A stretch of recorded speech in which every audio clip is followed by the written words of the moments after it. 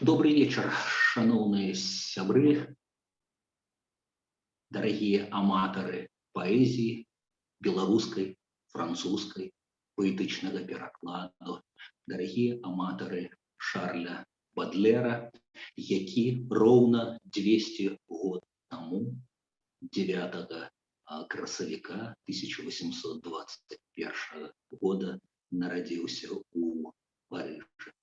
Паэт праз десятигоддзі смерці якога іншы творца, паэт, культуролог Поль Валеры у сваім эсэ «Становішча Бадлера» скажа: з Бадлерам французская паэзія выйшла нарэшце за межы нацыі.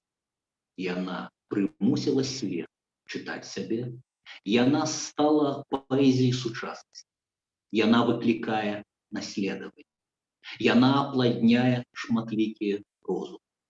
Гэта дае мне права сказаць, што нават калі сярод нашых паэтаў ёсць большыя і мацней адораныя за Бадлера, то няма больш значных. Пакінем на сумленне Поля Валеры гэтую агаворку, нават калі сярод нашых паэтаў ёсць большыя і мацней адораныя.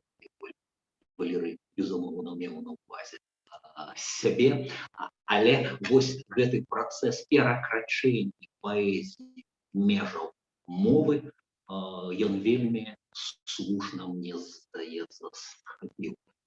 Бадлер паэт не толькі французскі, а міжнародны. Малодшы сябра завочны, і пабрацімец Эдгара По, ён адначасова бацька дэкадансу у Францыі, хросны бацька такой мастацкай сістэмы, такого стылю, як сімвалізм не толькі у французскай, але і у еўрапейскай, таксама амерыканскай паэзіі. Бадлер, што б тут такога адразу пра яго сказаць, даруйце, хвалююся, не кожны дзень даводзіцца любімых паэтаў з 200-годдзям віншаваць. Бадлер, так, зрэшты, я думаю, што гэта аказія проста падняць келіх віна, зрабіўшы каўточак за генія, за паэзію, за паэтычны пераклад, за натхненне. Эніврву, сказаў бы Бадлер, ап'яняйцеся віном, цнотай, паэзіяй, чым хочаце, але галоўнае, ап'яняйцеся. Можам яму паверыць, аўтар нізкі вершаў «Віно» і аўтар эсэ «Віно і гашыш» сказаў: ваше здароўе, шановныя аматары, чытачы і аўтары. Позже Бадлер, які жыў у сярэдзіне 19 стагоддзя, прыспеў паскарэнне прагрэсу. Таму, калі мы не можам яшчэ пачуць ягонага голасу, як, напрыклад, можам пачуць голас старэнькага Льва Толстога, дзякуючы Фану Педысона, мы можам пабачыць яго не толькі на рамантычных зынакшаных партрэтах, але і на дагератыпах, на першых фатаграфіях. Таму я спадзяюся, у вас, у нас на экране будуць з'яўляцца бадлераўскія выявы. Бадлер сябраваў з найвыбітнейшымі мастакамі свайго часу, з найвыбітнейшымі першымі французскімі фотографамі. Сярод іх Этьен Каб'я, напрыклад. Давайте паспрабуем пабачыць гэта на экране.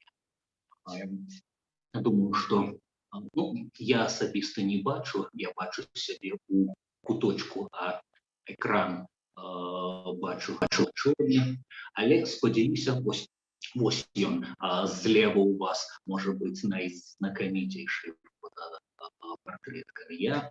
Але большасць фотаздымкаў Бадлера належаць як бы першапраходцу, піянеру фотаграфіі, геніальнаму і цудоўнаму дзіця шматлікіх талантаў Феліксу Надару. Завочна, ось, наприклад, надараўскі фотаздымак маладога Бадлера. Завочна мне дапамагае паэтка і арганізатарка шматлікіх нашых імпрэзаў Дар'я Белькевіч. Я спадзяюся, яна будзе трымаць руку на пульсе, трымаць нітачкі нашага дыялогу. У вас у распараджэнні ёсць магчымасць пісьмова задаваць пытанні, калі яны будуць, спрабую, буду ведаць на адказваць. Давайте яшчэ пару надараўскіх здымкаў паглядзім. Гэта малады, чароўны парыжанін, які потым, крануты хваробай і расчараваннямі шматлікімі, траўмамі чалавека і творца, будзе імкліва старэць, апярэджваць свой узрост. Ось на гэтым злева, скажем, надараўскім здымку Бадлер выглядае старэйшым, чым ёсць. Ён пражыў 46 гадоў да 1867 года. Самога Надара мы можам пабачыць на карыкатуры. Вось ён на паветраным шары, аўтар так назваў, Надар падымае фатаграфію на ўзровень мастацтва. Можете пабачыць, які гэта высокі ўзровень. Дарэчы, савецкі гаварухінскі 7-серыйны фільм экранізацыі Жюля Верна «Дзеці капітана Гранта» пачынаецца з палёта Надара на паветраным шары. Можа быць, гэтай карыкатурай і натхнён. Што праўда, у таварыстве Жюля Верна. Але вернемся да Бадлера. Бадлер сябраваў з мастакамі, якія таксама па меры сваіх сіл і таленту малявалі яго. Вельмі такая эмацыйная, атмасферная праца сябра, равесніка, на жаль, рана трагічна памерлага Эміля Деруа. Партрэт Бадлера, ось як ён глядзіць на нас. А часам Бадлера малявалі як бы фрагментарна, малявалі партрэтам групавых карцін. Вось гэта фрагмент карціны Гюстава Курбе у майстроўні. Бадлер, бачыце, у куточку, не перашкаджаючы мастаку маляваць, чытае у кнізе. А наступная карціна Фонтена Латура паказвае Эжена Делакруа у таварыстве сяброў, літаратараў і мастакоў. У правым ніжнім куту, бачыце, куце сядзіць Бадлер, які выглядае ўжо чалавекам кранутым мудрасцю, досведам і трагедыі. А яшчэ Бадлер, апроч літаратурных талентаў, не толькі бліскуча разбіраўся у жывапісе, але і сам маляваў. Яму належаць, гэта яшчэ не Бадлер, але можам вярнуцца, паколькі выява з'явілася. Толькі што у вас на вачах был Андрі Матіс, уже прывітанне з 20 стагоддзя, 19 і нашае 21. А вось далей гэта аўтапартрэты і шаржы бадлераўскія. Вось як ён сам сябе з вялікай галавою і маленькімі ножкамі і ручкамі бачыў. альбо далей.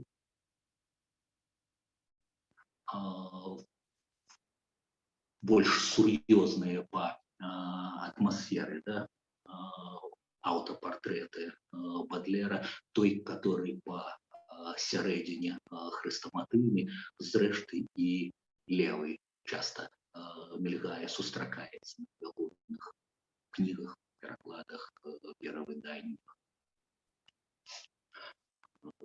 Давайте яшчэ крышачку далей. Бадлер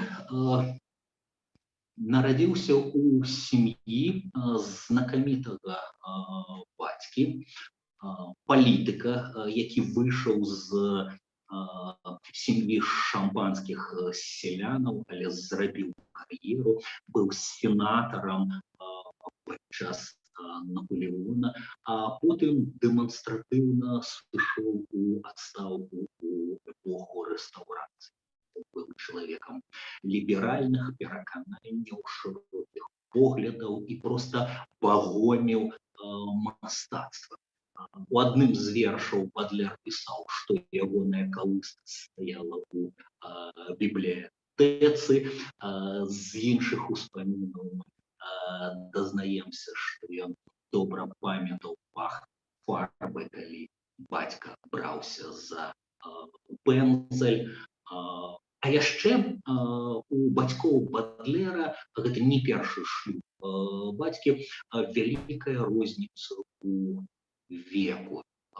Вось маці Караліна Аршамбо-Дефаі. Калі бацька памірае, Караліне 33, а бацьку для параўнання 68, 35 гадоў розніцы. І ў гэтым былі карані першай бадлераўскай трагедыі.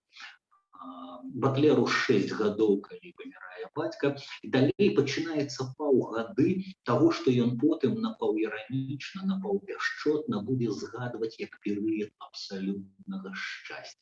Яму здавалася, што ўся любоў і пяшчота маці, якая засталася самотнай, была сканцэнтраваная на ім, а гэта якраз час, калі нам здаецца, што сонца круціцца навокал нас і ўвесь свет, усё, што ў ім адбываецца дзеля нас.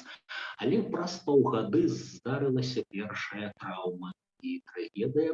Караліна другі раз выходзіць замуж. У Бадлера з'яўляецца айчым, з якім адносіны катастрафічна не складаюцца. Давайте побачым эту уяву. Яна знаёміцца з капітанам, выходзіць замуж за майора, потым ён робіцца палкоўнікам, потым ён робіцца брыгадным генералам, завуць яго Жак Апік, адзін з злых геніяў у біяграфіі Бадлера, як і ягоны улюбёны настаўнік Эдгар По. Таксама, бачыце, адносіны з айчымам не складаюцца. Волею лёсу ён таксама даслужыцца да сенатара. Ён будзе дыпламатам, ён будзе прадстаўляць Францыю на дыпламатычным поле, напрыклад, у Гішпаніі. А па маладосці ён прывязаны да месца службы, таму Бадлер разам з маці, разам з айчымам пераязджае з Парыжа ў Ліён, ён вучыцца, а потым вяртаецца назад. Бадлер вучань, тэма для асобных даследаванняў і кніжак яго. Некалькі разоў выганялі з навучальных установаў. Захавалася такая напаўлегенда, што вучні перадавалі адно адному цудулачкі з карыкатурамі на найбольш нелюбімага настаўніка. А ён заўважыў, якраз калі цудулка дайшла да Бадлера і папрасіў прад'явіць. Бадлер разумеў, што стукачом ён не будзе, сваіх не здаюць, адразу адважна з'еў цудулку, за што потым атрымаў і ад настаўнікаў, і ад айчыма, які любіў дысцыпліну, Бадлер, адпаведна, не. Ці дакладна любіў дысцыпліну толькі ў тым, што любіў і абагаўляў, а значыць, у творчасці. Дысцыпліну творчасці мы з вами, я спадзяюся, паговорым. Па вяртанні ў Парыж Бадлера выганяюць з калежа Людовіка Святога, які ён потым толькі прыпознена з другой спробы давучваецца, заканчивает. І пачынаецца ягоная багемная маладосць, скажем, самі творчыя месцы, кавярні, кнігарні, злачныя месцы лацінскага квартала цікавіць яго нашмат больш, чым сістэматычная адукацыя. Ніякай універсітэцкай адукацыі у яго не будзе. Затое сумнеўныя і несумнеўныя знаёмствы з літаратарамі, з мастакамі, з Бальзакам, напрыклад, якога ён раз шакаваў паводле легенды, звярнуўшыся у кнігарні з компліментамі яго папярэдняй творчасці, а потым шакаваўшы халоднай ацэнкай апошняй кніжнай навінкай. Зразумела, гэта ўсё добра разлічаны эпатаж. Бадлер іранічны, саркастычны, вельмі рана адкрывае для сябе тэорыю і практыку дандызму. Ён увогуле такі англаман, у ягоных творах будуць сустракацца ангельскія тэрміны, ангельскія назвы. Ён будзе гарячым прапагандыстам Брэмеля, ідэяў ангельскага дандызму. Бездакорна апрануты, з цынічнымі жартамі, з такімі, каб ніводзін мускул пры гэтым не дрог на твары. Ніль адміраре, як казалі старажытныя лаціняне.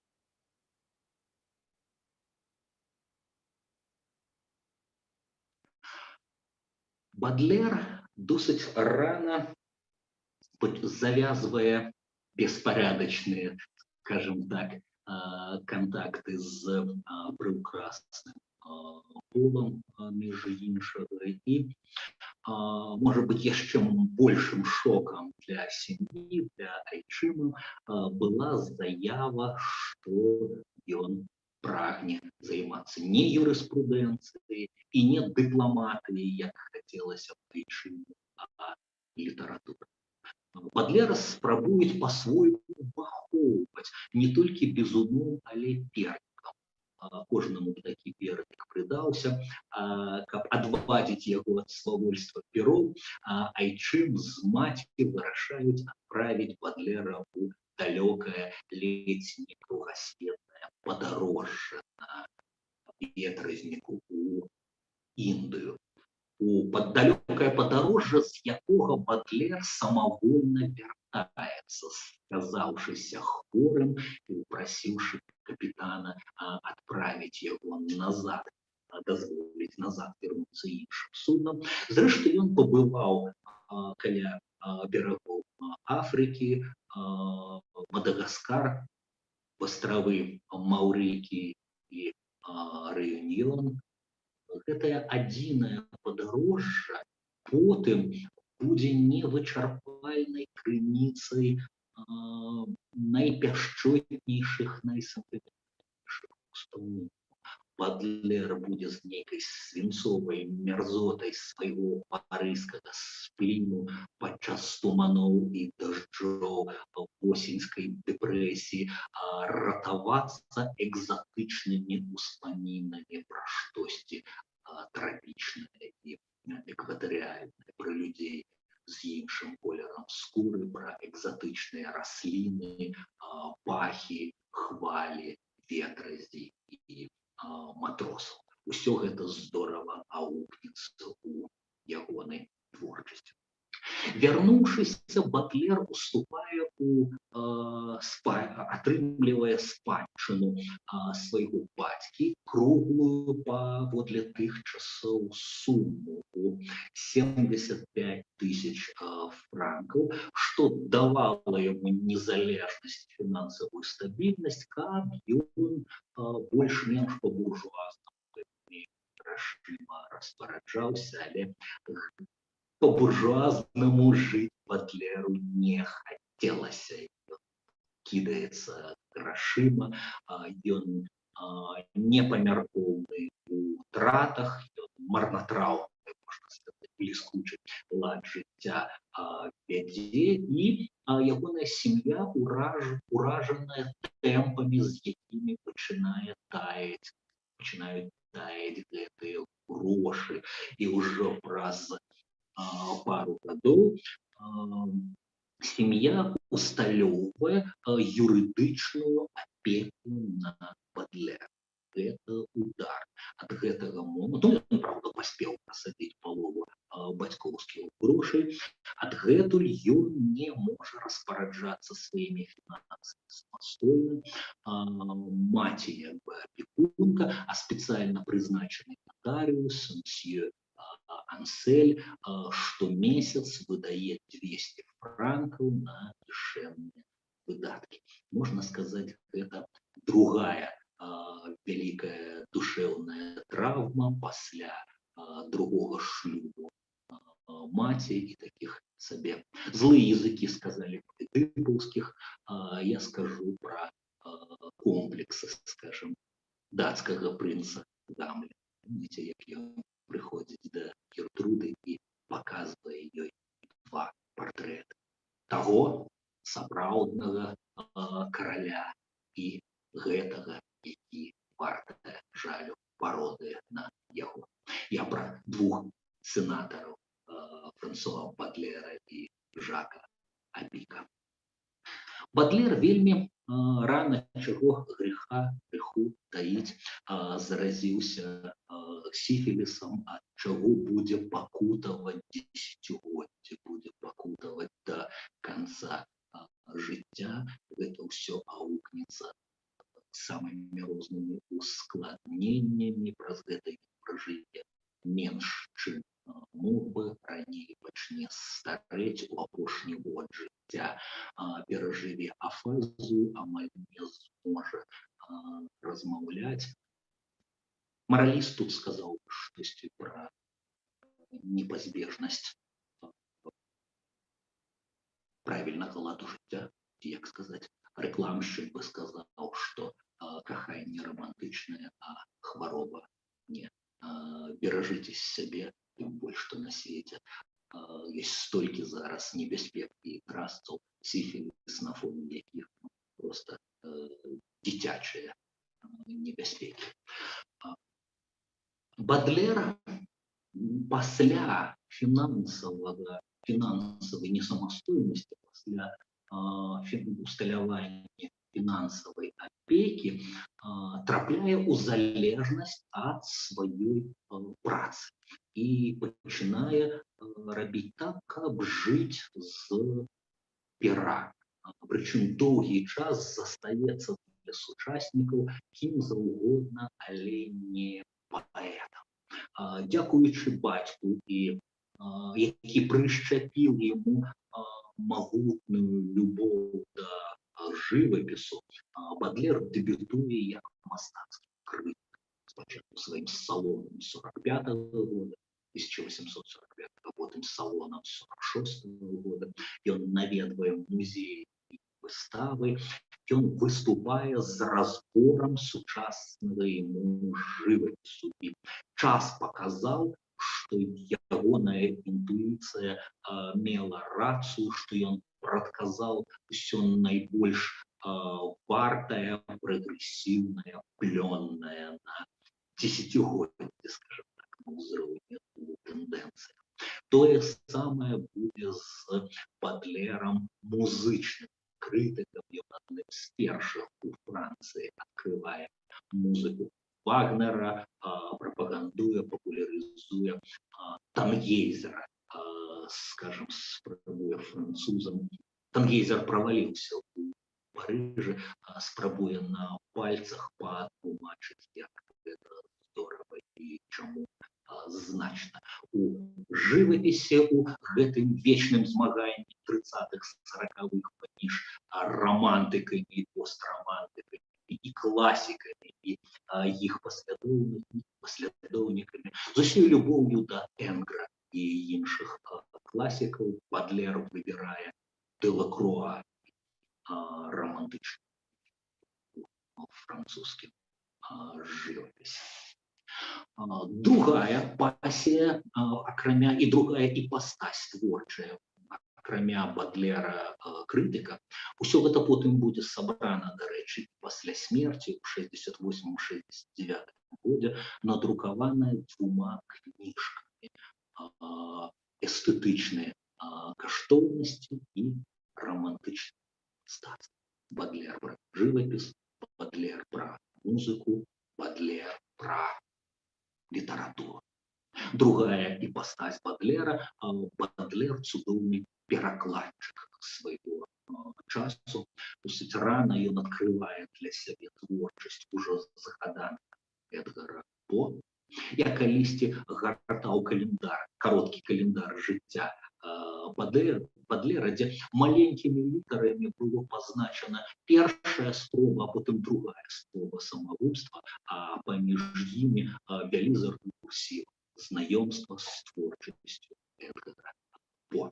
Рэшту жыцця Бадлер, знайшоўшы інтэлектуальнага брата, близнюка, не близнюка, але чалавека, чые думкі фенаменальныя, блізкія, прысвячае дзесяцігоддзі перакладу апавяданняў, вершаў, эсеістыкі Эдгара По і некалькі кніжак гэтых перакладаў.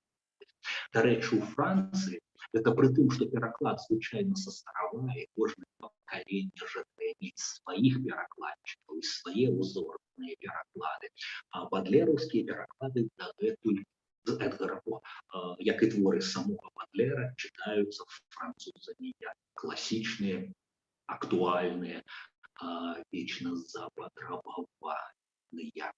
Вядома, што Бадлер у працы над Эдгаром По не толькі корпаўся ў слоўніках, але, скажам, мог зайсці у кавярню, ды што казаць, піўнуху каларытную, дзе заседжваліся ангельскія матросы, каб уступіць у кантакт і запытацца пра той ці іншы складаны марскі тэрмін. А што вялікі Эдгар По меў на ўвазе?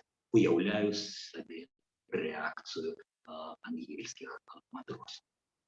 Але дзякуючы гэтаму сёння існуе жарт, як у кожным жарце тут ёсць доля праўды, хоць шмат, конечно, французскіх наверій, таксама іроніі, што існуюць 2 пісьменнікі Эдгара По, досыць пасярэднія пісьменнік, які пісаў па-ангельску, і геніальны пісьменнік Эдгар По у французскім перастварэнні Шарля Бадлера. Першыя публікацыі вершаваныя бадлераўскія адбываюцца ў часопісе «Артіст», сярод якіх некалькі. Адзін, напрыклад, пра экзатычную малабарскую прыгажуню, а другі называецца «Дон Жуан у пекле», «Дон Жуан aux enfers», які я, можа быць, і прачытаю вам, каб вы ацэнілі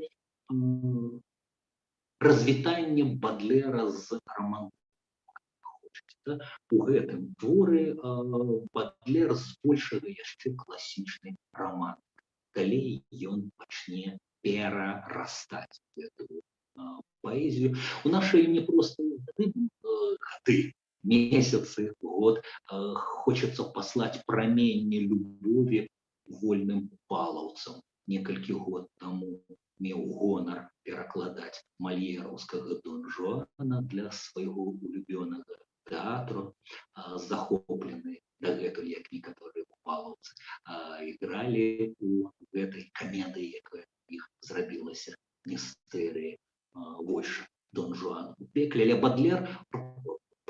працягвае роўненька там, дзе Мальер скончыў.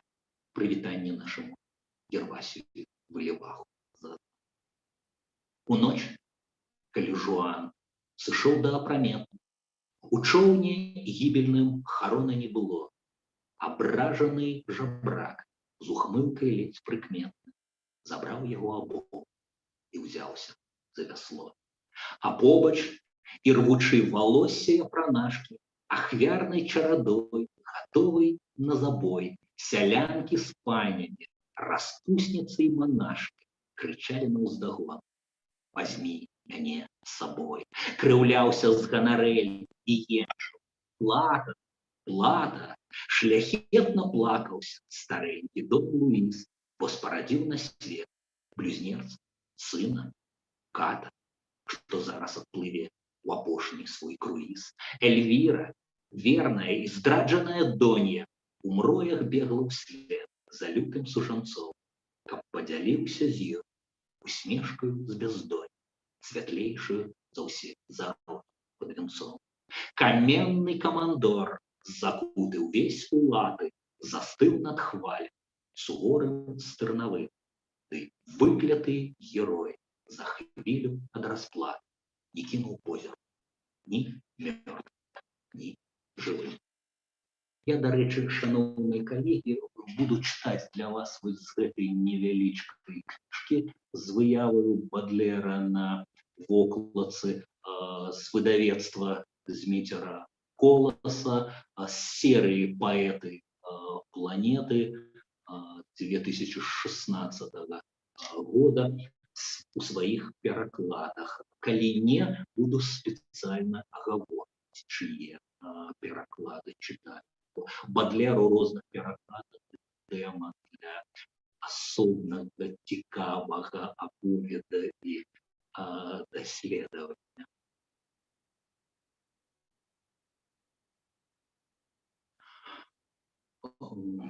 Як складалася бадлераўская кніга? Бадлер не адразу намацаў назву для сваіх кветак зла. Першая версія, як згадваюць даследчыкі, хлёсткая, эпатажная лесбійкі ці лесбіянкі.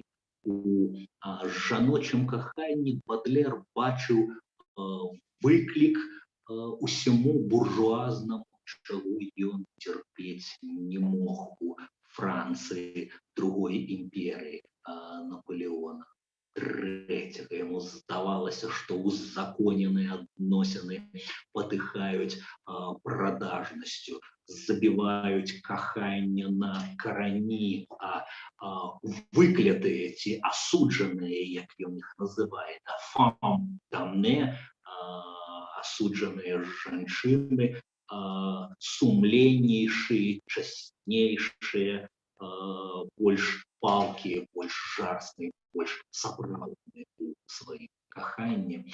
Да выдання кнігі лесбійкі справа не дайшла, але некалькі, цэлая нізачка, можна сказаць, два вершы з аднолькавай назвай «Выклятыя жанчыны», верш «Лесбас» з'явіліся. Адзін з якіх я генеральную рэпетыцыю да кнігі я вам прачытаю. Іх вочы п'юць блакіт, а цела ў захапленні. Спачылі на песку задумнай чарадой. Рука знайшла руку, сустрэліся калені, і горкая туга з салодкаю жудой. Адны чакаюць слоў любоўнага прызнання, у гаях, дзе ручаі бруяцца ў гушчары, чытаюць па складах дзіцячае каханне, каб напісаць адказ на маладой кары. Другія ідуць туды, дзе скалы, нібы і вежы, дзе некалі пасціў самотны дабрадзей Антоній, а з нябёс валіліся в відзе вежы раптоўны лав аголеных грудзей. Ёсць тыя, што бягуць у тайныя пячоры і бахусу пяюць паганскі хваласпеў, каб старажытны Бог ім суцішаў дакоры сумленне і вечны боль, хоць зрэчасу слабеў. І іншыя, што боль прымаюць як пяшчоты, пад крысцем габіта, хаваючы канчу, і ў цемрадзе лясоў, і ў вусцішы самоты, з юрлівай сліны мяшаюць слёзы, снатліўкі і дэманы, абранніцы і пачвары, ваш дабрадзейны лёс, ваш апраметны шлях, адрынуць існае, палюючы на мары, бясконцага шукаць у стогнах і слязах. Усіх вас, як сестёр, пакутніцы адвагі, шкадую і люблю, у велічы і надні, за чорную дугу, за неспатольнасць прагі, за сэрца, дзе любоў спачыў бы труне. Другі подступ да будучай назвы кнігі «Лімбы». Аматары Данте скалануліся. Лімб, як мы ведаем, першы пола пекла, сімвалам чаго як бы Бадлер бачыць сучаснасць, сучасны горад. Данте у Лімбе перабываюць не толькі нехрышчаныя немаўляты, але і найлепшыя паганцы, язычнікі, якія па тэхнічных прычынах не зведаюць яшчэ Ісуса і яго рэлігіі. Таму пакутуюць, але не шмат. У прыцемках, чымсьці шараватым паўзмроку знаходзіцца іх існаванне. Увогуле уплывы Данте на Бадлера вялізарны. Увогуле гэтае пакаленне, гэтыя гады. Бальзак чамусьці сваю эпапею ніяк без дантаўскай алюзіі не мог назваць да чалавечай камедыі з намёкам на плоскую. Бадлер насычае першую рэдакцыю сваёй кнігі дантаўскімі алюзіямі, асобнымі словазвучэннямі, образамі. Магія лічбаў вельмі важная ў Бадлера. Ягоная першая кніга, першая рэдакцыя, першае выданне кнігі складаецца роўна са 100 твораў, як 100 песень у плоскай камедыі, наскрозь нумараваныя, а назва прыходзіць урэшце рэшт «Le fleur du mal», кветкі зла, ці як грэшныя аўтары гэтых словаў калісьці ужываў словазвучэнне «краскі зла» у ранніх публікацыях беларускіх перакладаў. Урэшце рэшт усё-ткі спыніўся на кветках, бо гэта не цалкам сінонімы, бо калі краскі, гэта хутчэй за ўсё тое, што вырасла само ў прыродзе. Часткай эстэтыкі Бадлера было менавіта надпрыроднае, культурнае. Траўка, кароўкі – не. Аранжарэйныя расліны – так, як найлепш. І да гэтага кветкі. Але акрамя кветак як бы ёсць праблема з самім словам «маль» французскім. Яно шмат значнейшае, яно глыбейшае. Вось мы бачым злева тытульную старонку з пазнакамі Бадлера з першага выдання, а справа ўжо пазнейшае выданне кветак зла, якім, боже, не збіцца з слова «маль». Акрамя зла, у розных кантэкстах слова «злучэнне» гэта азначае і хваробу. У прысвячэнне Тэафілю Готье Бадлер так і піша «fleur maladive», хваравітыя кветкі, але дэрыват ад таго ж слова ў ад маль. І ўрэшце рэшт маль гэта яшчэ і боль. І у пэўным кантэксце можна было перакладаць як кветкі болю. Увесь гэты букет, адно з пазнейшых выданняў Бадлера, бачыце на экране, увесь гэты букет сэнсаў пасуе і робіць глыбокім шмат значным назоў зборнік. Увага, я ўжыў крамольнае слово зборнік. Нашмат карэктней казаць кніга вершаў.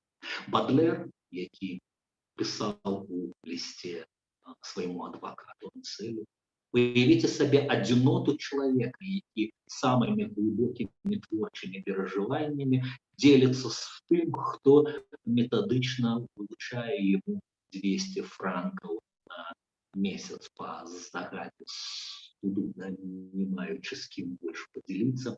Кніга, у якую я ўклаў усё сваё сэрца, усю сваю пяшчоту, усю сваю ненавісць, усю сваю веру ці рэлігію, што, праўда, у маскарадным касцюме, травесці на французскім арыгінале. Потым я буду клясціся ўсімі багамі, што гэта кніга маўпавання, кніга чыстага мастацтва, і я схлушу, як кірмашовы зубадзёр, напіша адвакату Бадлер. Вось жа, кніга планавалася і задумвалася Бадлерам менавіта як адзінае цэлае. Як тое, што можна чытаць ад пачатку да канца са скразным сюжэтам. Это не проста вершыкі, сабраны за дзесяцігоддзі творчай працы, а потым надрукаваны ў алфавітным парадку альбо храналагічным парадку альбо тэму. Кніга павінна чытацца як свайго роду раман.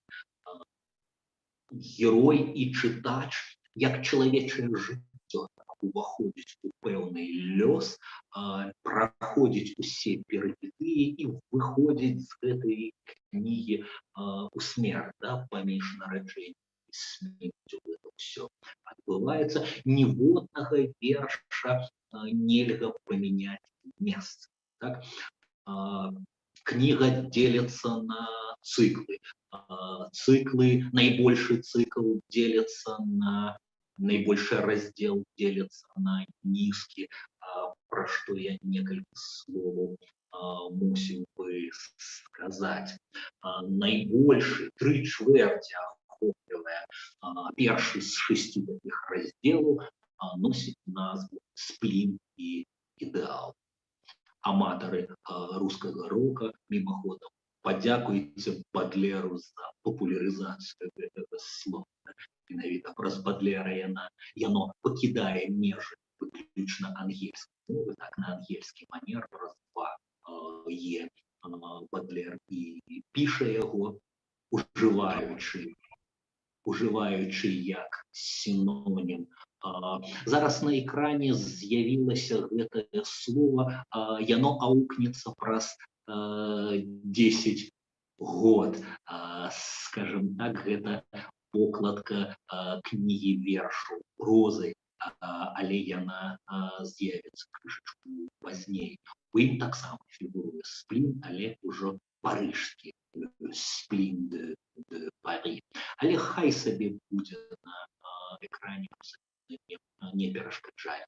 Сплін як сінонім нейкай сусветнай тугі, нейкага сусветнага болю, альбо французскага слова «эннуи», дзе ёсць і сум, і туга, і нуда, і маркота, і халера ведае, што яшчэ.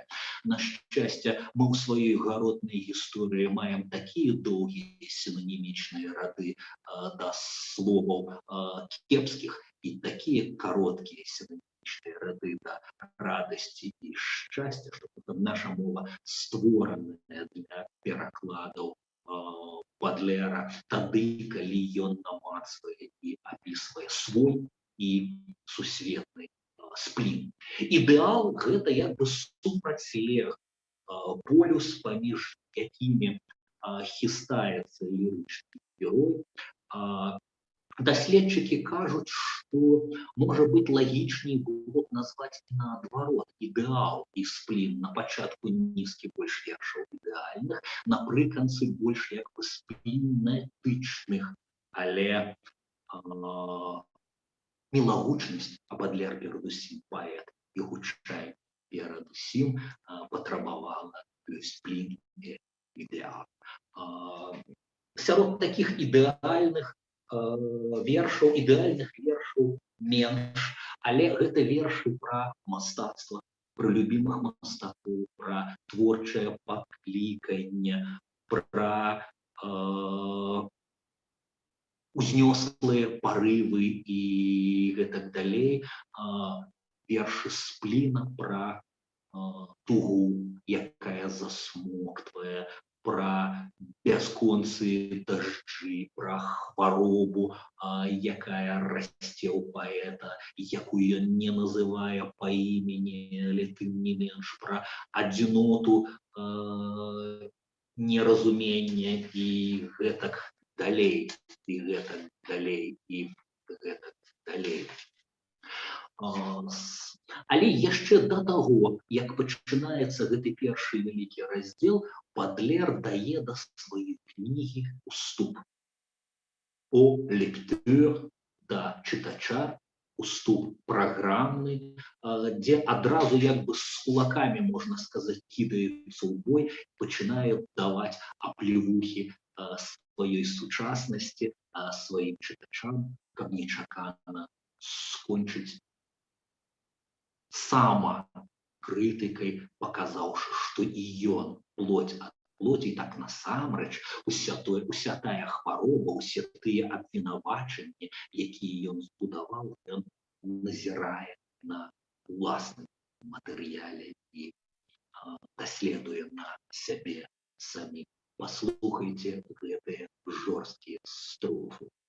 Юрлівасць, прагнасць, гнеў, аблуды і дурноты пярэдзяць сэрца нам і рвуць нас на шматкі. Мы кормім іх сабой, як вошы і жабракі. І кожны дзень банкет, дзе нас жаруць з грызоты. Мы часта каемся, ды грэх у пастку ловіць. Мы ведаем цану загубленай душы.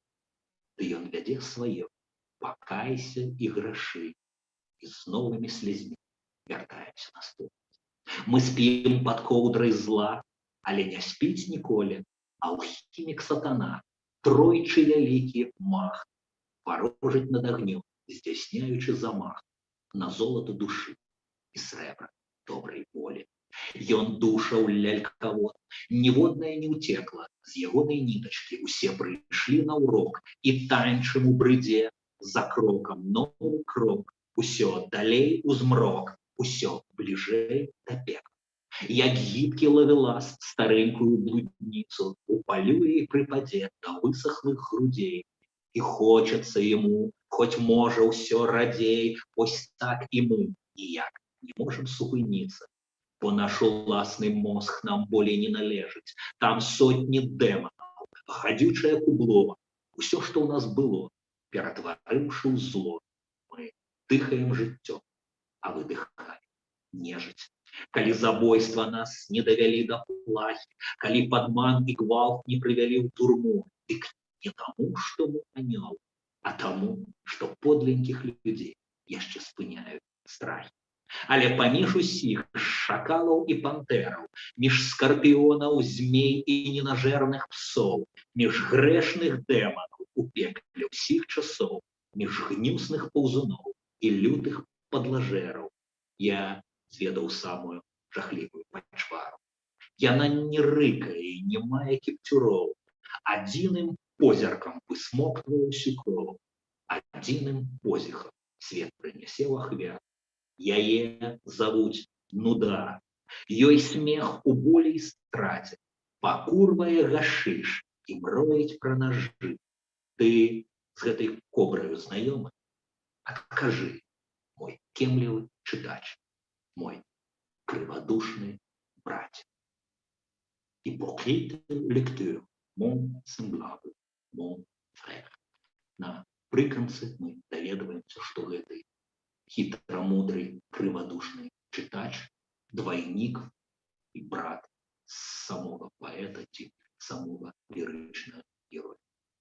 Неўзабаве пасля следуе, можа быць, адзін з самых хрэстаматыйных знакамітых вершаў. Думаю, што кашмар школьнікаў і ліцэістаў французскіх, якія мусяць вучыць яго на памяць. Давайте пачуем яго па-французску. Это якраз тая мяжа, дзе Бадлер развітваецца з романтызмом і пераходзіць у постромантычную паэтыку. Гэта верш «Альбатрос», магчыма, натхнёны паданнем прасторовым морехода Колдридж. Помните, там герой здійсняє немотивоване забойство. Добре, слухаємо. Souvent, pour s'amuser, les hommes d'équipage prennent des albatros, vastes oiseaux des mers, qui suivent indolents compagnons de voyage, le navire glissant sur les gouffres amers. À peine les ont-ils déposés sur les planches, que ces rois de l'azur, maladroits et honteux, laissent piteusement leurs grandes ailes blanches, comme des avirons traîner à côté d'eux. Ce voyageur ailé, comme il est gauche et veule, lui naguère aussi beau qu'il est comique et laid. L'un agace son bec avec un brûle-gueule, l'autre mime en boitant l'infirme qui volait. Le poète est semblable au prince des nuées, qui hante la tempête et se rit de l'archer, exilé sur le sol au milieu des huées, ses ailes de géant l'empêchent de marcher.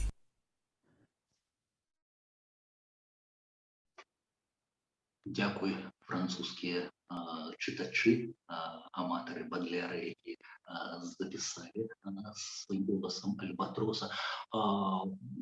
Ён не толькі адзін з хрэстаматыйнейшых, ён у меру просты, ён не на складаным сімвале, а на празрыстай, амаль як баечка, да?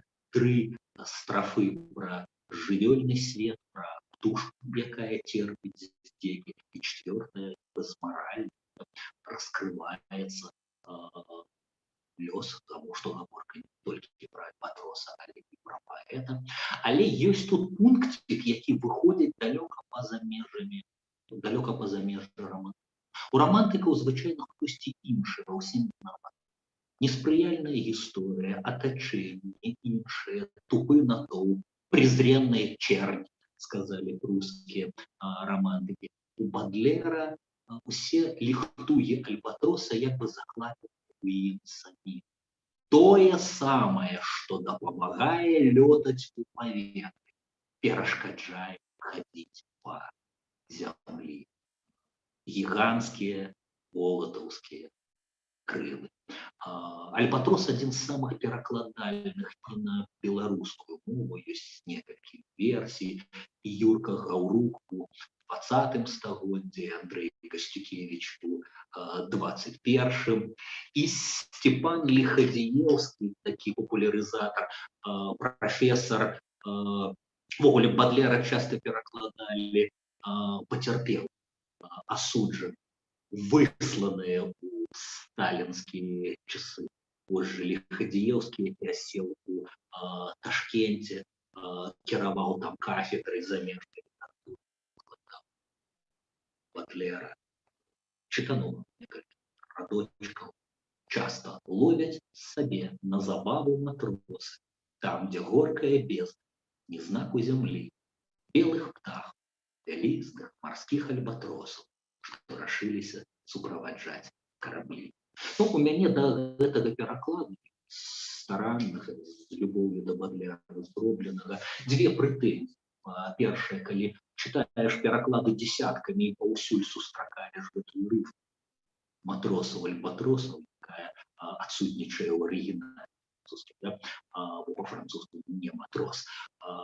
Пачынаеш проста пар'яцець, а па-другое, вось гэтая та-та-та-та-та-та-та-та-та-та, яўна з пад дыктоўку вялікага рускага перакладчыка Бадлера Вильгельма Левика. Временами хандра заедает матросов, и они ради праздной забавы тогда ловят птиц океана, больших альбатросов, провожающих бурной дороги суда.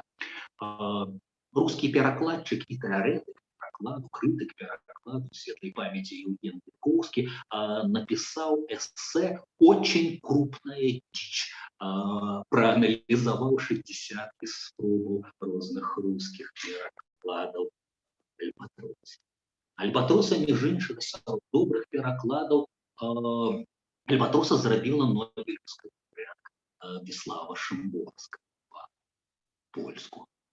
Часамі для забави, uda за łodze, uchwycić albatrosa, co śladem okrętu, polatuje bezwiednie, towarzysząc w drodze, które wiedzie przez fal gorzkiego odmętu. Гэта фірмовая французская рифма «mer», «мора», «амер», «горкі», «горкая». Мне здавалася, што яна не столькі рэалістычная, колькі романтычная. Яна не столькі пра горыч мора, я малады думаю, што салёная, маючы досвед толькі балтыйскага і, здарэчы, чорнага, а больш пра паэм, чым пра мора. Але аднойчы накрыты з галавою міжземнаморскай хвалі, потым аддыхаўся, пліваўся і зразумеў, што пакаранне за недавер да Бадлера у ягоных шыротах. Усё з горыччу. Раз-пораз маракам, замучаным нудою, трапляецца ў палон вялікі альбатрос, што, робячы кругі над горкаю вадой, з вандроўным караблём дзяліць гатовы лёс. Хто пад аблокамі быў велічны і ўзнёс, хто учора між віроў прыгожы быў яшчэ, цяпер па палубе за спінаю, як вёслы, два крылы белыя, небегла валачэ. Хто мераў вышыню, цяпер трывае здзекі. Кароль блакіту стаў няўклюдным і цяжкі. Рагоча жартаўнік з крылатага калень, кульгаючы, як ён, пускае ў дзюбу дым. Паэт, як альбатрос, скарае небасхід, і вашых небяспек не ведае ў жыцці. Ды на зямлі гнятуць вялізарныя крылы, перашкаджаючы між карлікам і сцень. Супастаўны з альбатросам другі хрыстаматыйны верш, нерэгулярны сонет «Кореспонданс», які давайте таксама паспрабуем пачуць па-французску, спадзяюся на нашу дапамогу. Ён як бы бадлераўскую, ён праграмны, ён бадлераўскую творчую праграму адлюстроўвае, якая далёка выходзіць па-за межамі романтизма. Correspondance. Correspondance. Charles Baudelaire. La nature est un temple où de vivants piliers laissent parfois sortir de confuses paroles. L'homme y passe à travers des forêts de symboles qu'il observe avec des regards familiers.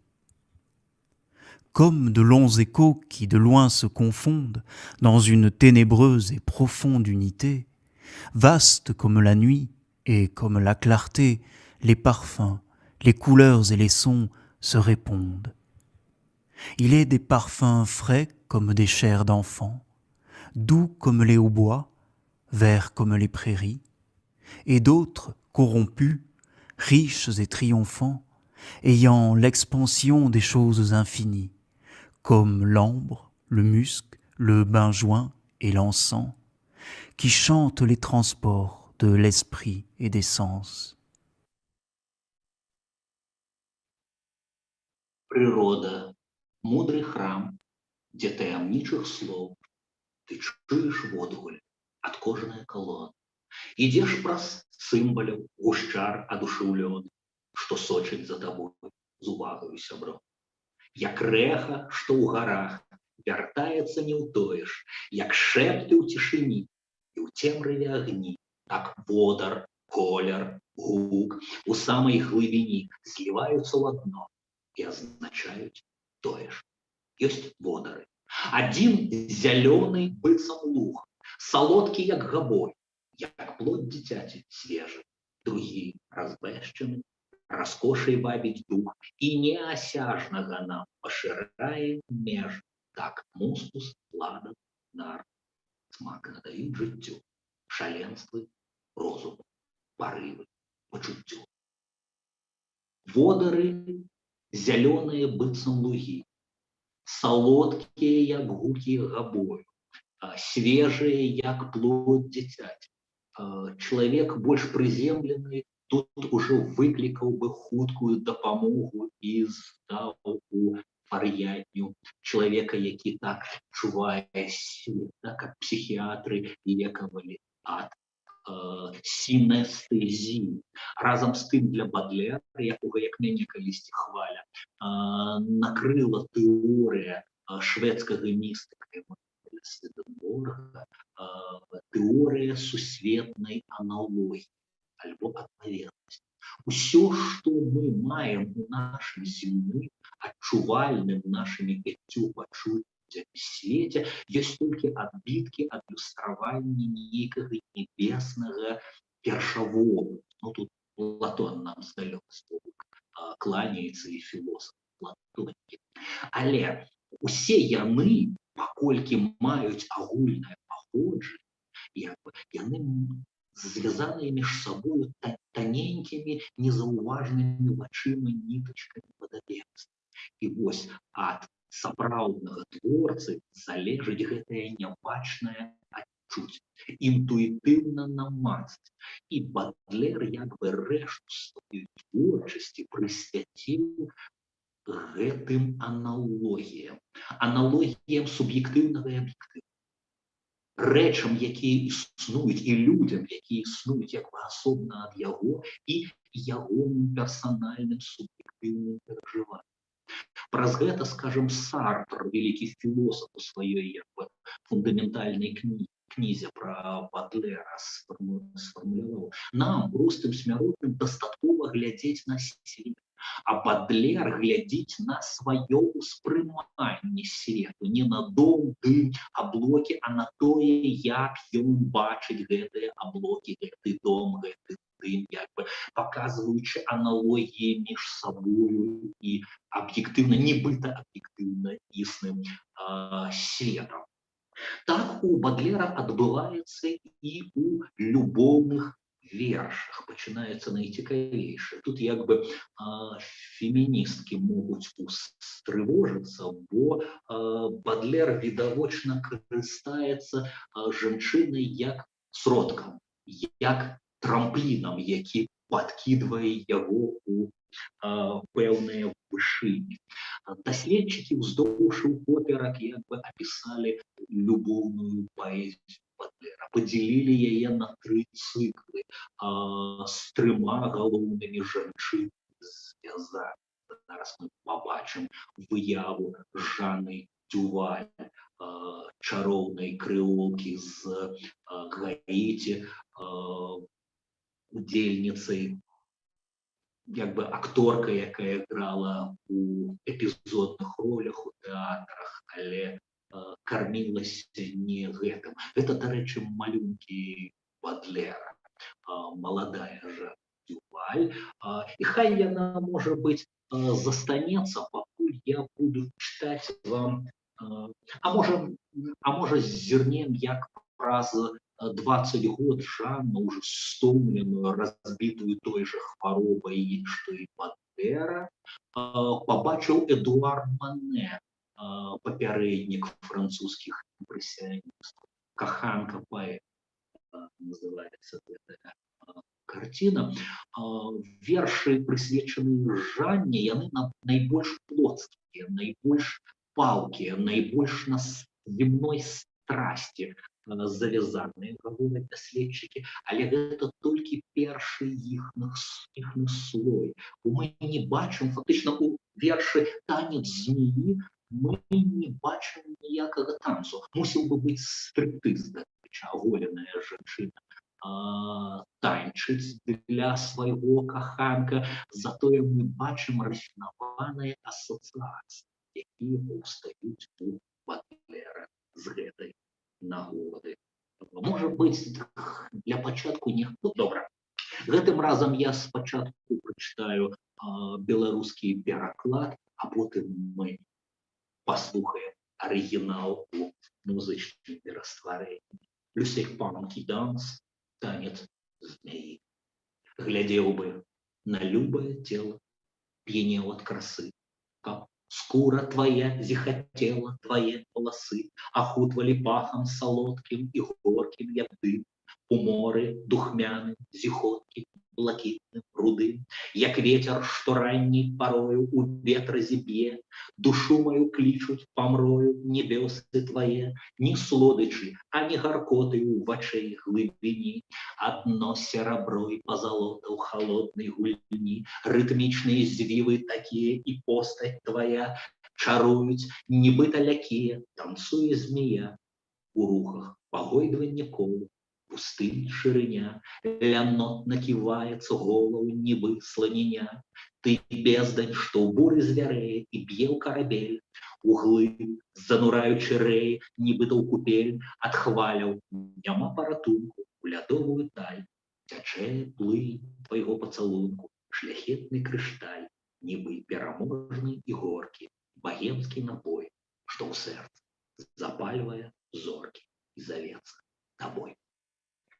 Бачыце, дзе ён танец? Ён растварыўся ў суб'ектыўных асацыяцыях, успамінах, перажываннях самога лірычнага героя. Мы больш пабачылі лірычнага героя, чым Жанну Дюваль у сваім танцы. А вось як гэта пераагучыў у 20 стагоддзі стваральнік новай хвалі, эксперыментатар, правокатор, забаронены за свою песню с натуралістычнымі жаночымі ўздыхамі Ватыканам Серж Гинзбург, не змяніўшы ніводна падлярускага серпан qui danse, танец змей.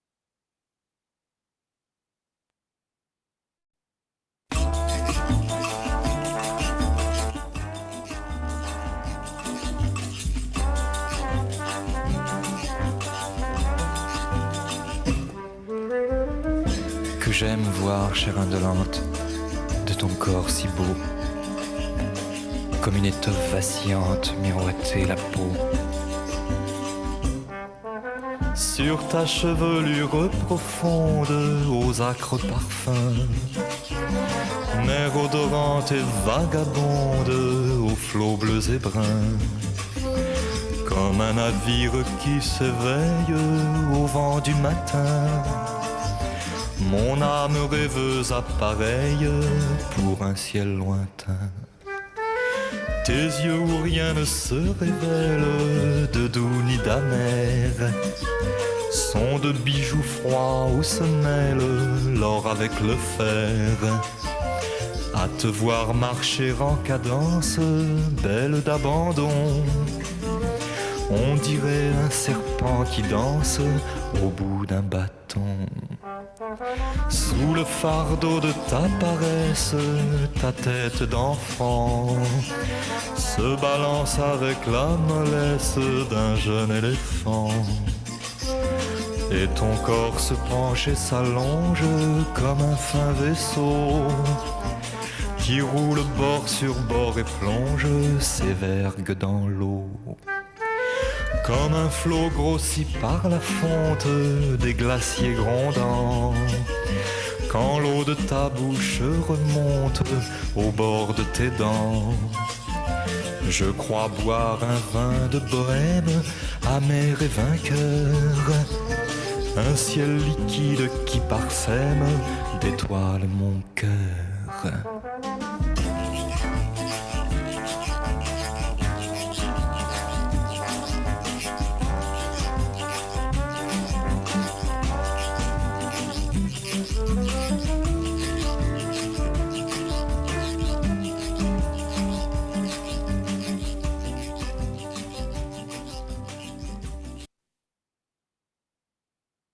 Пакуль Гинзбург спяваў нам, такі ж правакатар, дарэчы, як для свайго часу Бадлер, такі ж часам хуліган-імітатар жонанина пісніцтва іранічнага. Я буду дасылаць вам вершы свае і Бадлера.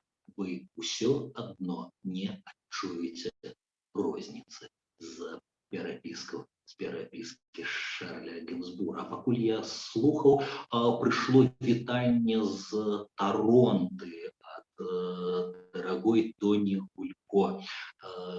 Шчыры дзякуй за словы. Гэта не пытанне, гэта словы падзякі да лектара і перакладчыка, якія я пераадрасаваў прасоўваю Шарлю Бадлеру. Тэрмін, які грэе маё сэрца і лашчыць вушы, афіген. Это вы пра лекцыю, офігенный тут Бадлер. Доносім ягонае рэха, як у гарах адбываецца з адпаведнікам сонета.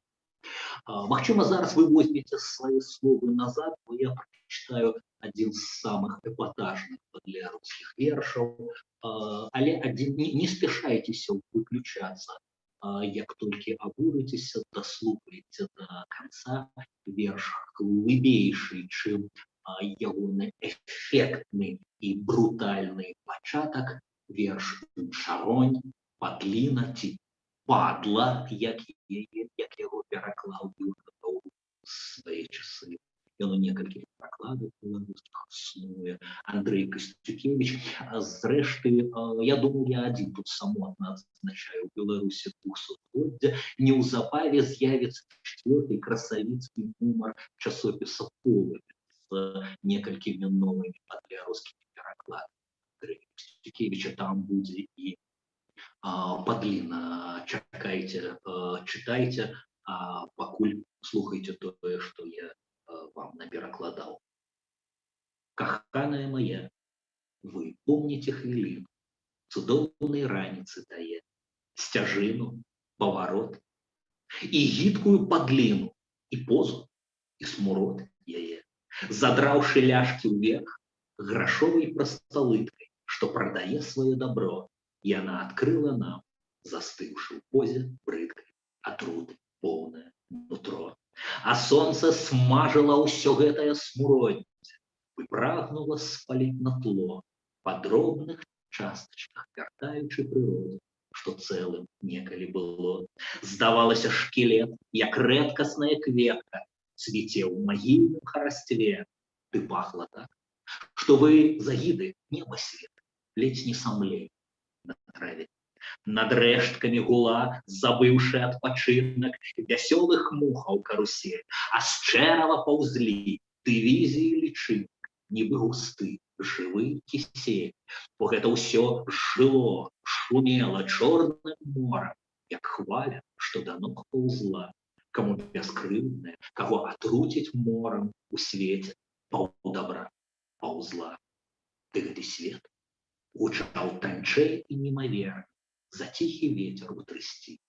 Бы сейбет на раллі, прасейваючы зерня, даваў найлепшаму расці, абрысы стерліся амаль, і толькі мроя жыла ў даўно забытым сне. Каб геній прыгадаў і ажывіў старое па памяць на палатне. Тым часам на шкілет, галодная, худая, брахала сука з-за скалы. Каб мы хутчэй ішлі, бо і яна жадае адгрызці хоць шмат малы. Але і вам ісці туды, дзе ўсё сканае, у брыдкі і мярзотны дол, святло маіх вачэй, раскоша неземная, ласкавы і велічны анёл. Так, вечны юн, вы будзеце ў магіле, вам неўміручая любоў, пасля таемстваў быць разваленай у цвіле і парахнець між чарапоў. Скажыце ж чарвякам, што прыпаўзуць пажэрці, цалуючы земных невест, што вечную любоў я ўратаваў ад смерці тваёй красы небеснай змест. Зразумела, што гэты верш, гэты хайп, па сённяшняму кажучы, хутка зрабілі славу Бадлеру, але славу з налётам скандальнасці. На фоне такіх вершаў не здзіўляе суд над кнігай «Кветкі зла» у 57-м годзе, неўзабаве выйшла. Словы прокурора пра паталагічнае жаданне ўсё агаляць, самае брыдкае, самае непрыемнае, прысуд у іммаралізме ці амаральнасці вынесены Бадлеру. Амаль 100 гадоў пратрымаўся да 1949 года. Савецкія перавыдаўцы Бадлера вельмі гадарыліся, што па прапанове камуністычнай партыі Францыі гэты прысуд быў адменены. Ну, што казаць, за паўгады да Бадлера судзілі Флабера за мадам Бавары. Праўда, у Флабера былі магутнейшыя заслугі. Ему удалося, у яго абышлося лёгкім перапынкам. Бадлеру давялося заплаціць штраф, які ў 1,5 разы большы, чым тыя грошы, якія яму штомесяц давалі. 6 вершаў выдавец павінен быў выкінуць з кнігі. Потым Бадлер збярэ іх і новыя, такой дэманстратыўнай выдасць у кнізе абломкі. А другое выданне, павялічанае, там уже не 100 вершаў будзе, а значна больш, з'явіцца ў 1861 годзе. Трэцяе выданне «Кветак зла» з'явіцца ўжо пасмяротна падрыхтаванае сябрамі Бадлера, Тэадорам Банша. Жест любові і адначасова мядзведжая паслуга, бо сябры ўключылі ў трэцяе выданне шмат вершаў, якія не прызначаліся аўтарам для публікацыі ў кнізе. Потым як бы зерні ад паловы бадлеразнаўцы дзесяцігоддзямі аддзялялі сённяшнія кананічныя выданні падрыхтаваць. А каб адбіліць Бадлера, крышачку паказаць, які ён белы і пушысты, я зараз прачытаю 2 вершы з 2 яго іншых любоўных цыклаў. Верш прысвечаны Аполлонии Сабатье, гаспадыні артыстычнага салона, яна была утрыманкай багатага бельгійскага прадпрымальніка, бізнесмена Альфреда Мусельмана. У яе бывалі найлепшыя паэты і мастакі таго часу. Таму не выпадкова, што яна дайшла да скульптуры правакатыўнай, прыгожай, Клізенже і іншых скульптараў. Даша, пакажы, калі ласка, спачатку бюст Аглаі, яе прыроднае імя, ці Аполлоніі, як яна сама сябе Сабатье. Так яна выглядае. А найбольш скандальнай была скульптура Клізенже, якая называецца «Жанчына, уджаленая змею». Ведаеце, так адвакат на судзе мог бы сказаць, што жанчыну уджаліла змея, таму яна курчыцца. Зразумела, што злыя языкі, маралісты, абвінаваўцы казалі пра аргазм, які як бы не афішуючы гэта, але разам з тым найвыразней перадае Клізенже. Сёння класіка скульптуры 19 стагоддзя, але Бадлер пабачыў Аполлонію зусім інакш. Вершы прысвечаныя ёй на іншым баку, на іншым полюсе. Яны найбольш такія дантаўска-петраркаўскія. Аполлонія ў чымсьці Беатріче і Лаура. Яна высокі ідэал. Бадлеру трэба, як бы, можа быць, стомлены ад нейкай расчараванасці, незразумеласці. Ён нарэшце звяртаецца да гераіні, якая, у адрозненне ад Жанны, шануе паэзію, з якой ён пачынае 5гадовую перапіску ў 52 годзе і 5 гадоў ананімна дасылае ёй верш. Яна адразу разгадала аўтара, але 5 гадоў робіць выгляд, што не разумее, хто дасылае ёй любоўнае пасланне. Калі выйшла кніжка і разразіўся суд, Аполлонія не могла ўжо удаваць неразуменне, кінулася на абарону. Нарэшце паэт і яго муза зблізіліся, што прывяло да лёгкага расчаравання абодвух. Спрабаваўшы бліжэйшы кантакт, яны і надалей вярнуліся да сяброўства, часам пісаць вершы больш плённа, чым заваёўваць фізічна жанчын. Гісторыя Бадлера такому вучыць. А верш, прысвечаны Аполлоніі, санет, узнёслы, платанічны, я зараз прачытаю. Што скажаш? Горкі дух у цемраде самотны. Што скажаш ёй, душа засохлая на тло, ёй самай веліч, прыгожай і пяшчотнай, чый позірк уначы запальвае святло.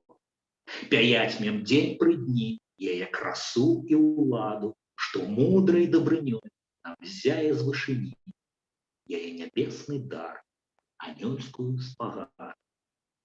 Убачыць кожны у шанцы. На людных вуліцах і ў цішыні пакоя з'яўляецца як здань і кажа мне такое: кахаючы мяне, полюбіш прыгажосць, поверыш у добро і быць яму бясконцы, бо ты са мной, а я была табе і ёсць Мадоннай, музай і анёлам абаронцам. І закрываючы любоўную лірыку Бадлера, мне ўвогуле здаецца, што бадлеразнаўцы сышліся на наяўнасці гэтага цыклу толькі з любові да прыгожай круглай лічбы 3, бо нішто больш не аб'ядноўвае гэтыя вершы, але ў іх ёсць гераіня, адресатка, акторка Марі Дабрэн, мы можам пабачыць ейную выяву. Марі Дабрэн, такая сабе мімалётная пасія Бадлера, ён хутка саступіў яе свайму таварышу і калегу паэту Тэадору де Банвілю, чыёй музай і спадарожніцай яна зрабілася, але цыкл, прысвечаны ёй, не мае нейкай агульнай паэтыкі, але сярод вершаў, прысвечаных Мары, ёсць знакамітая «L'invitation au voyage», запрашэнне ў падарожжа, якое зрабілася любімым. Скажем, у эпоху срэбнага века на рускую мову перакладзеная сімвалістам Дмітрыем Мережковскім і адразу ператварылася ў цыганскі раманс. Уяўляеце сабе, як бы колькі чароўнасці апаення. Гэта пераклад, не арыгінал, а беларускі тэкст гучыць так. Кажуць, што Бадлер з Мары збіраліся ў падарожжа, але так і не паехалі. У Бадлера ўвогуле больш уяўных падарожжа, чым рэальна запрашэнне падарожжа. Красуня, давай, адправімся ў край шчаслівай вясны і вясёлы, у рай на дваіх, што варты тваіх надзеяў і сноў, мой анёл. Поедем, дзіця, на свята жыцця, дзе сонца усміхаецца з дым, а море пяе, як вочы твае, калі адкрываеш абдымкі. І ўсё, чаго прагнеш, там ёсць раскоша, спакой, прыгажосць. Абставім пакой з любоўю такой, у стылі такім рарытэтным, каб дрэва і шкло чароўным было і добра было тэт-а-тэт нам. Камінь, жырандоль, каб цені настрой суквеццяў, сугучаў сумой, нібыта з чужой ды блізкай душой гаворыць само за люстроў. І ўсё, чаго прагнеш, там ёсць раскоша, спакой, прыгажосць. А зранку, калі усе караблі чакаюць цябе на прычале, адно захаці і ў Індыю ці Амерыку нас бы дамчалі. А ўвечар, калі палацы і палі залоціць святло на заходзе, палеткі і дамы заснуць, як і мы, у цёплай вясновай лагодзе. І ўсё, чаго прагнеш, там ёсць раскоша, спакой, прыгажосць. І вось пасля такіх вершаў, уявіце сабе чытача «Кветак зла», адбываецца як бы пералом. Бадлер ад любоўнай лірыкі пераходзіць да філасофскай і пачынаецца панаванне спліна. Асенняя песня, дзе шум дроваў, якія падаюць на брук, здаецца Бадлеру ці то труной, у якую забіваюць цвікі, ці то шыбеніцай, якую будуюць ему, безумоўна, дзе з'яўляюцца з'яўляюцца 4 вершы з аднолькавай назвай «Сплін», дзе ёсць, які пачынаецца так: «Калі над галавой цяжкіх нябёсаў век, і шэрая імжа паўсюль, куды ні кроч, і хмары да зямлі прыціснуць чалавек, і твой свінцовы дзень маркотнейшы за ноч». А заканчивается: «И души наши жалобным катафалком на могилке везут по наших же костях, и лютая туга перемагает цалком над черепом моим, поднявши черный стяг». Увесь гэты цикл «Сплин и идеал» заканчивается пронизливым вершем «Лёж», «Годинник», где Бадлер дае, можно сказать, зворотный отлик до смерти, где годинник малюется лютым, бязлітасным Богом, и наближение смерти парализует тебе. Я не могу не прочитать. Давайте для пераканаўчасці увядзем у сённяшнюю размову яшчэ аднаго героя, хай гэта будзе кліпсідра, песок, у якой сыплецца параллельно з... Гэта не з Бадлера і не з мяне сыплецца песок, гэта песок бадлераўскага часу злавеснага Бога. Годинник. Годинник, люты Бог, не спачываў ніколі, нам пагражаючы, смяротны, памятай, што сэрца, як мішень, стралой пратне адчай і спаліць дрог і боль, пякучае вуголле. Знікаюць у смузе ўсе радасці твае, і як постаці сельфі хаваюцца ў кулісах, а з ручая жыцця, які амаль што высах, імгненне прагне глыткамі шчасця п'е. 3600, не забывай, агулам табе ўхадзіў шлюб, пагроз жахлівы рой, што смокча твае дні назольнай жамярой. Глядзі, тваё цяпер зрабілася мінулым. Esto memor montage. Remember, памятай, паўсюль гучаць мае шматмоўныя парады, хвіліны для цябе, каштоўныя паклады, дзе знойдзеш золата.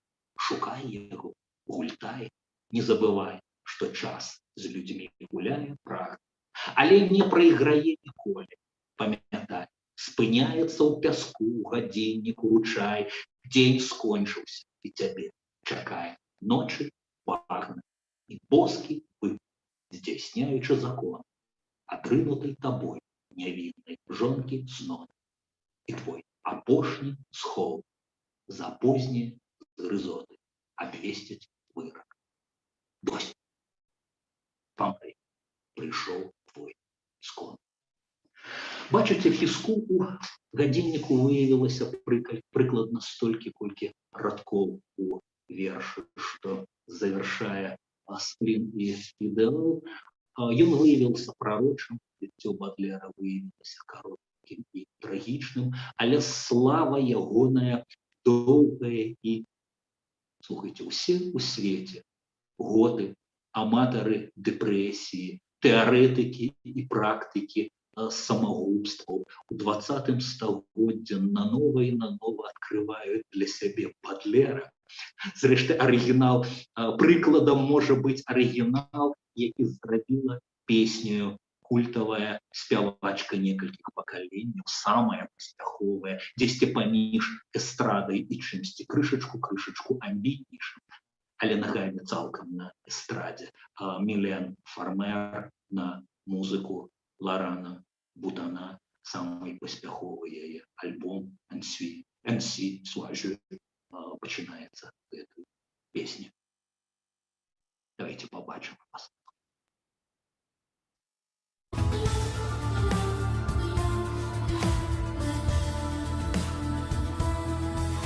Horloge du sinistre, effrayante, impassible, dont le doigt nous menace et nous dit souviens-toi. Les vibrantes douleurs dans ton cœur plein d'effroi se planteront bientôt comme dans une cible. Le plaisir vaporeux fuira vers l'horizon, ainsi qu'une sylphide au fond de la coulisse. Chaque instant te dévore un morceau du délice, à chaque homme accordé pour toute sa saison.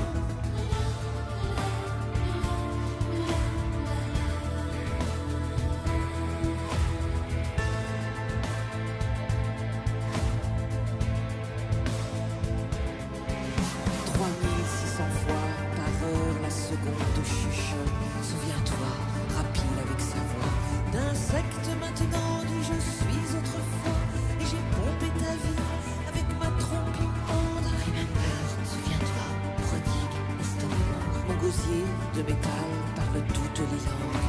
Les minutes mortelles folâtres sont des gants qu'il ne faut pas lâcher sans en extraire l'or.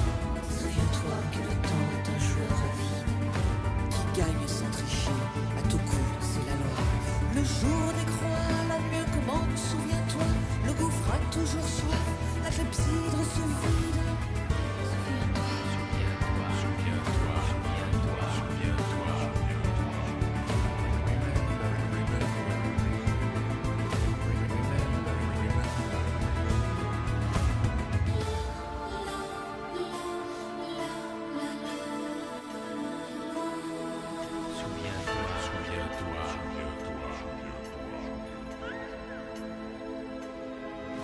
Tantôt sonnera l'heure où le divin hasard, où l'auguste vertu, ton épouse encore vierge, où le repentir même, ou la dernière auberge, où tout te dira meurs, vieux lâche, il est trop tard. Trop tard. Souviens-toi. Souviens-toi.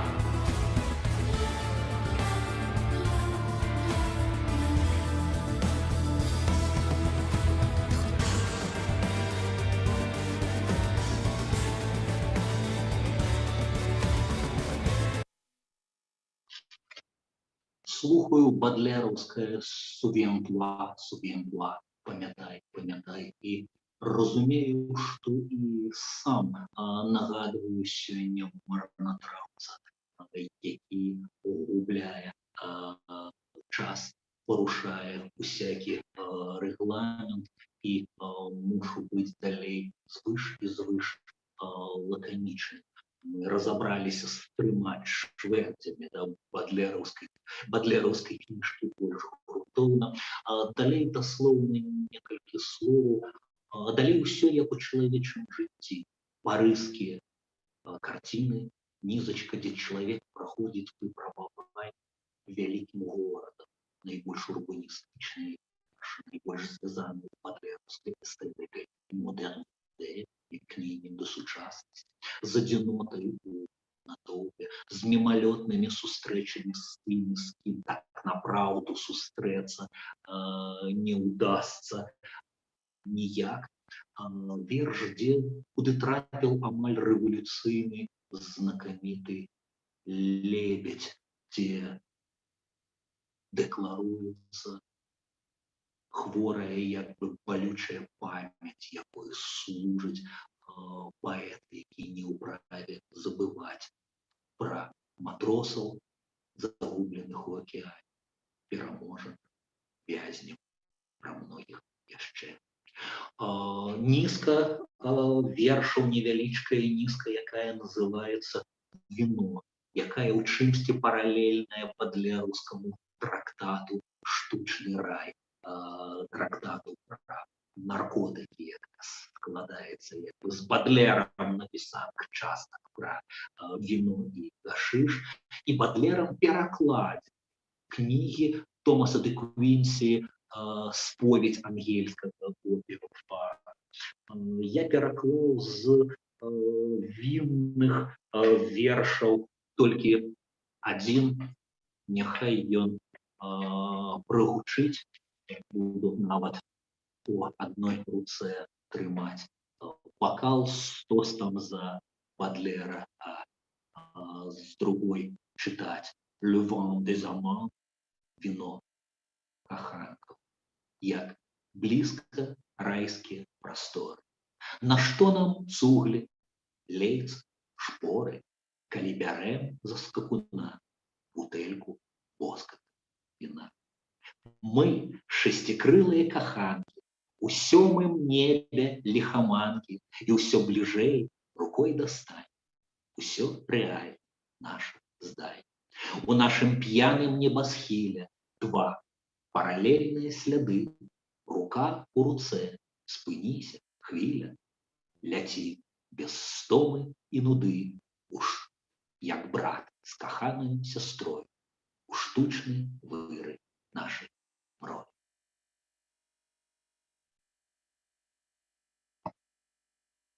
Ёсць раздзельчык, які называецца як уся кніга «Кветкі зла», выклятых жанчын, чытаў з яго. Ёсць самы кароткі і перадапошні верш, нізкая, якая называецца «Рэвольт», «Бунт» альбо «Мятеж». 3 вершы, дзе Бадлер дазваляе сабе ноткі багаборства.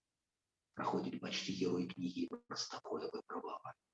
І ўрэшце рэшт фінальная нізка з 6-5 маленькіх вершаў і адной амаль што паэмы, падарожжа, плаванне ў геніальным рускім перакладзе Цветаевай, па-беларуску падарожжа у гэтай кнізе. 6 вершаў, якія закономерно называются «Смерть». Так все заканчивается.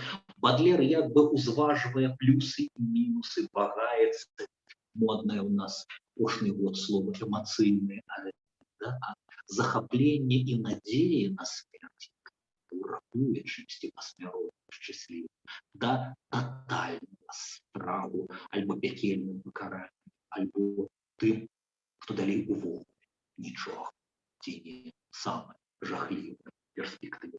У любым разе бадлераўскае плаванне заканчивается зворотом до смерти як старого капитана. Праз хвилю отплывая, бывай обрыдлый след, стал ветрась капитан. Хай черная вода за черным небокраем, душа палая так, что вспыхнет лед. А смяглых уратуй гаючая труд, топельцам адчыні апошняе жытло. У пекла або рай, усё адно, захуды, невядомае, бо іншае было. Можа быць, самая аказія паказаць зараз наступную падрыхтаваную выяву. Бадлер не быў выключэннем, з ім 31 жніўня 1867 здарылася тое самае, што ва ўсе стагоддзі здараецца з чалавечай земной абалонкай і іпастасцю ўсіх нас смяротных. Іронія лёсу. Бадлер трапляе ў адну магілу, глядзіце злева на могілках Монпарнас, з ненавісным яму айчымам Жакам Апікам. Пасля праз 4 гады да іх падзахоўваюць маці. Прычым, калі б вы прыглядзеліся, то пабачылі, што эпітафіі Апіка і Караліны нашмат большыя, а паміж імі зусім лаканічна Шарль Бадлер ва ўзросце 46 гадоў, пасынак генерала-сенатара Апіка, сын Караліны Аршамбо де Фаі, пра тое, што Бадлер ані слова. Разам з тым, праз 35 гадоў адбываецца як бы паўторнае сімвалічнае ўшанаванне памяці.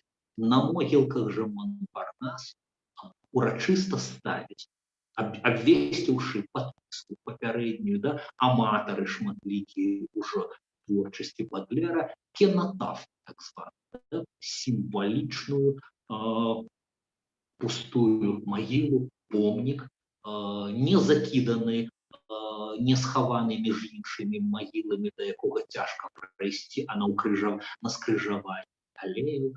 І гэтая выява справа, верхняя частка, можна сказаць, дыптыха, гэта дэман, які схіляецца над Бадлерам. А калі мы побачым наступную выяву, унізе зацягнуты ці то ў прасціну, ці то ў пялюшкі, ці то у таймавальную кашулю, Бадлер паміраў у вар'ятні, хворы на афазію, паэт пад гэтым дэманам, які навісае над ім. Ну і можам мы Бадлер, які быў фланёрам, аматарам прагулянак з аднаго і з другога берагу Сены, чый бацька любіў люксембургскі музей, і яны шмат разоў шпацыравалі менавіта ў люксембургскім садзе. Заканамерна, што там з'яўляецца адна з самых вядомых статуй Бадлера вось на восеньскім фоне, Бадлер, якога можна сустрэць у люксембургскім садзе. А набліжаючыся да заканчэння, я скажу пра яшчэ адзін бадлераўскі кніжны шэдэвр і адначасова адкажу на пытанне. Шановны Зміцер Вайноўскі піша, просіць прачытаць верш прозай кожнаму свая хімера. Я з прыемнасцю гэта зраблю, сказаўшы толькі, што верш паходзіць з кнігі, якая складаецца з 50 вершаў прозы, 5 поэм прозы. Гэта не вынаходніцтва Бадлера, але менавіта Бадлер зрабіў адкрыццё Эваріста Парні і Алоізія Бертрана класічным, зрабіў так, што пасля ягонай кнігі «Парызкі сплін» альбо «Маленькія паэмы прозай» пісаць вершы ў прозе зрабіліся. Скажем, рускі парыжанец шматгадовы Іван Сергеевич Тургенев адну з апошніх сваіх кніг пісаў у жанры менавіта бадлераўскіх вершаў прозай. З гэтых адзін з 50 гэтых вершаў называецца «Chacun sa chimère», кожнаму свая хімера. Под вялікім шэрым небам на шырокай пыльнай раўні, дзе не было ні дарогі, ні травінкі, ні нават дзядоўніку з жывучкай, я спаткаў людзей, якія брылі, сагнуўшыся. Кожны з іх нёс на сабе вялізарную хімеру, цяжкую, як мех з мукою ці вугаля, або як рыштунак рымскага баяра. Але пачварная драпежніца не ляжала ў іх на плечах мёртвым цяжарам. Наадварот, яна шчапервала ды сціскала чалавека сваімі пругкімі моцнымі цягліцамі. Парай вялікіх кіпцюроў яна ўпівалася ў грудь свайго нашэйніка, а фантастычная галава навісала над ягоным лбом, нібы тая тыя жудасныя шаломы, якімі старажытныя воіны спадзяваліся нагнаць жаху на ворага. Я загаварыў з адным з гэтых людзей і запытаўся ў яго, куды ж яны ідуць. І ён адказаў мне, што яны не ведаюць. Але ані ён, ані іншыя, але ж відавочна яны некуды ідуць, бо іх гоніць непераможная патрэба руху. Што цікава, ніхто з падарожных не здаваўся раздражнёным на драпежніцу, што павісла ў яго на шыі і прытулілася да яго месца. Можна было падумаць, што яны лічаць гэтых пачвараў часткай саміх сябе. На гэтых стомленых і сур'ёзных тварах не відаць было ніякай роспачы. Пад тужлівым купалам неба, тонучы нагамі ў пылі, яны крочылі па зямлі, пустэльнай, як небёсы, з пакорлівым выглядам, асуджаным вечна спадзявацца. І шэсця прайшло паўз мяне і знікла ў смузе залягля, за той мяжой, дзе акругленая паверхня планеты хаваецца ад цікаўнага чалавечага вока. І цягам некалькіх імгненняў я ўпарта намагаўся зразумець гэтую таямніцу, але ж неўзабаве неадольная абыякавасць навалілася на мяне і прыгняла горш, чым тыя цяжкія хімеры. Дзякуй шаноўнаму Змітру Вайноўскаму за замову. Сапраўды добрая аказія прачытаць адзін з найлепшых вершаў у гэтай другой кнізе, якая, можа быць, у 19 стагоддзі лічылася менш значнай, але 20 адкрывае як бы перспектыву для гэтага жанру. Ну і, можа быць, апошняе, што я пагляджу на пытанне ад вельмі шаноўнай спадарыні Ванды Мартынс, паэткі, якая жыве ў Літве і піша па-беларуску. Ці спявае спадар Хадановіч пераклады Бадлера, так як ён спявае свой уласны верш. Спадарня Ванда, я нават уласных сваіх вершаў не спяваю. На тое, што я спяваю, я пішу як бы асобны жанр і лічу гэтыя вершы. Так як Гінзбург альбо нават Мілен Фармер у мяне не выйдзе, а горш за іх спяваць не хочацца. Але іншыя пераклады спяваю. Шчыры дзякую вам за пытанне. І скончым мы, шаноўныя, як бы апошнім тостам у гонар Бадлера, цяпер за ягоную кнігу, якой ён так пры жыцці і не паспеў даць назву, вагаўся, парыжскі сплін альбо маленькія прозы. Так даследчыкі і называюць яе падвойнай назвай. Часам адна вялікімі літарамі, а другая маленькімі альбо у дужках пішацца па-рознаму. Энівре ву. Упівайцеся. Трэба заўсёды быць п'яным. У гэтым усё. Гэта адзіная праблема. Каб не адчуваць жудаснага цяжару часу, які цісне вам на плечы і цягне вас да зямлі, трэба ўпівацца. Упівацца без перастанку. Чым? Віно, паэзіі, цноты, чым хочаце. Але ж упівайцеся. І калі пэўнага дня на сходах палаца, на зялёнай траве рова ці ў змрочнай самоце вашага пакоя вы адчуеце, прачнуўшыся, што хмель ужо слабее, або знік, спытайцеся ў ветру, у хвалі, у зоркі, у птушкі, у гадзінніка, ва ўсяго, што бег, што енчыць, што коціцца, што пяе, што гаворыць. Запытайце, якая стаіць пара. І ветер, хваля, зорка, птушка, гадзіннік адкажуць вам: пара упівацца. Каб не быць рабамі і ахвярамі часу, упівайцеся без перапыну. Віно, паэзіі, цноты, чым хочаце. Вось жа гэта тая частка бадлераўскай спадчыны і адкрыццяў яго мастацкіх, якая ёсць паэзіі у прозе. Не я першы даўмеўся перакладаць яе беларускую. Прывітанне праз прастору перадаю свайму выдаўцу і калегу Змітру Коласу, які першы пачаў на беларускую перакладаць вершы прозы Бадлера. Ну і віно, цноты, паэзіі, чым хочаце.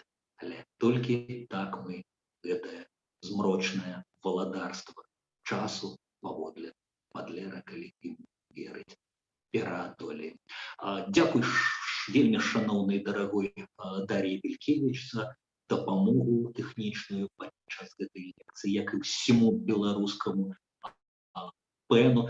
Шчыры дзякуй усім. Я не ведаю гэтага, але я спадзяюся, вы ёсць, дарагія гледачы, слухачы. Дзякуй тым, хто задавалі пытанні, хто маўкліва слухаў і думаў, хто зараз радуецца таму, што у нас, у паэтаў, у перакладчыкаў, у чытачоў ёсць і свой беларускі Шарль Бадлер, частка выдатнага французскага Бадлера, якого хопіць на ўсіх. Шчыры дзякуй і жыве паэзія,